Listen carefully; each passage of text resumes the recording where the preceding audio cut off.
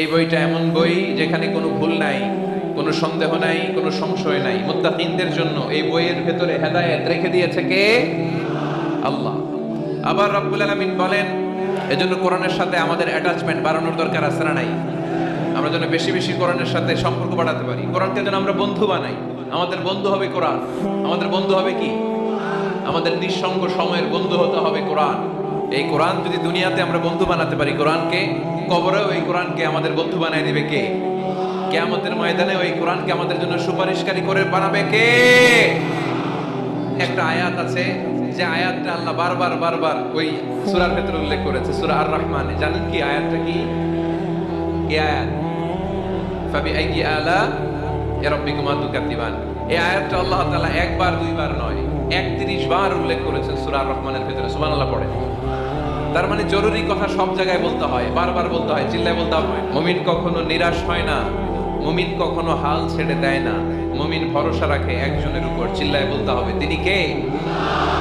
লা তাইয়াসু মির রাউহিল্লাহ ইন্নাহু লা ইয়াইয়াসু মির রাউহিল্লাহি ইল্লাল কওমুল কাফিরুন। সাইয়েদনা ইয়াকুব আলাইহিস সালাম তার ছেলেদেরকে বলেছিলেন, কলিজার টুকরা, আমার বাছাধনেরা, আল্লাহর রহমত থেকে নিরাশ হয়ো না। আল্লাহর দয়া, কৃপা, করুণা, মার্সি, ব্লেসিংস এন্ড বাউন্টিজ থেকে নিরাশ হয়ো না। কাফেররা ছাড়া আল্লাহর রহমত থেকে কেউ নিরাশ হয় না। মুমিন কখনো আল্লাহর রহমত থেকে নিরাশ হয় না। হ্যাঁ, মুমিনের জীবনে বিপদ আসে, ক্রাইসিস আসে, সংকট আসে। বিপদ নাই, সমস্যা নাই, পেরেশানি নাই, এরকম জীবন কারো আছে? কেউ তারাই বলতে পারবেন, হুজুর আমার জীবনে কোনো বিপদ নাই, কোনো সমস্যা নাই? কেউ বলতে পারবেন? বিপদ, পরীক্ষা আল্লাহ আমাদেরকে দেয় পরীক্ষা করবার জন্য, ঠিক কি না?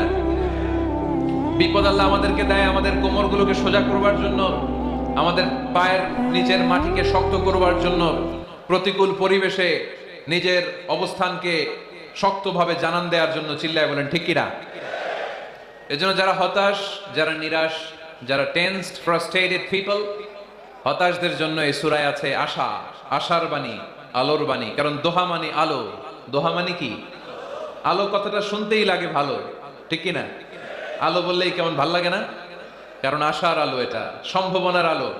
অন্ধকার দেখলে বাচ্চারা ভয় পায়, আলো দেখলে বাচ্চারা ভয় পায়। এজন্য আমরা অন্ধকার চাই না, আমরা চাই আলোর পথ। এই কোরআন এসেছে আমাদেরকে আলোকিত করতে, ঠিক কি না?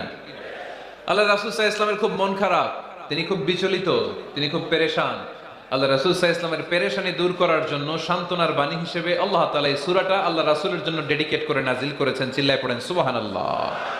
আর আল্লাহ বুঝাতে চেয়েছেন, আমার নবীকে আমি যেভাবে পেরেশানি দূর করেছি, সাহায্য করেছি, মুমিনদের জীবনেও আমি আল্লাহর পক্ষ থেকে সাহায্য আছে না নাই? এজন্য আমরা কখনো হতাশ হব না। এই মেসেজটা যদি বাড়িতে আজকে নিয়ে যেতে পারো চুয়াডাঙ্গার ছেলেরা, অনেকে হতাশ, ব্যক্তি জীবনে, পেশাগত জীবনে, পারিবারিক জীবনে হতাশ, চাকরি হয় না, ব্যবসায় মন্দা। যাদের ব্যবসা মন্দা, এই শাহিদুজ্জামান টরিক ভাইয়ের সাথে দেখা করবা। সফল ব্যবসায়ী, বাংলাদেশ কাঁপায়, এখন সিঙ্গাপুর কাঁপাইতেছে। তো তোমরা ওনাকে ধরবা টাইট করে, যে ভাই কিভাবে আপনি সফল হলেন, শোনান আপনার সফল হওয়ার গল্প। How to succeed in life, কিভাবে ব্যবসায় সফল হতে হয়, কিভাবে আইকন হতে হয়, শহীদ ভাইয়ের কাছ থেকে চুয়াডাঙ্গার ছেলেরা জেনে নিবা। মুমিন কখনো হতাশ হয় না।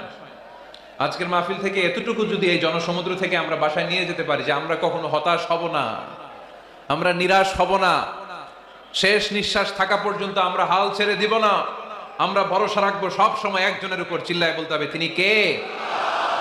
আমরা কখনো নিরাশ হই না, আমরা হতাশ হই না, আমরা ভরসা রাখি একজনের উপর, তিনি কে?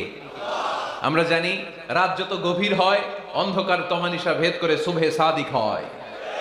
আমরা জানি গর্ভবতী নারীর যেদিন পেটের ব্যথা বেদনা বাড়তে থাকে, ওই দিন নতুন মেহমান আগমনের সময় ঘনাতে থাকে। আমরা জানি বিশ্বাসীদের জীবনে কষ্ট, দুঃখ, যন্ত্রণা, পরীক্ষা যত বাড়তে থাকে, সুখের দিন কাছে আসতে থাকে। চিল্লায় বলো ঠিক কি না?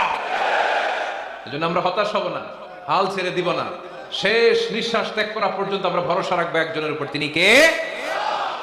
আল্লাহ রাসূল সাল্লাল্লাহু আলাইহি ওয়াসাল্লাম হতাশ হলেন, পেরেশান হলেন, নবীর পেরেশানি দূর করার জন্য আল্লাহ তাআলা এই সূরাটা নাজিল করেছে। সুবহানাল্লাহ পড়েন। তাহলে এই সূরার কেন্দ্রীয় আলোচনা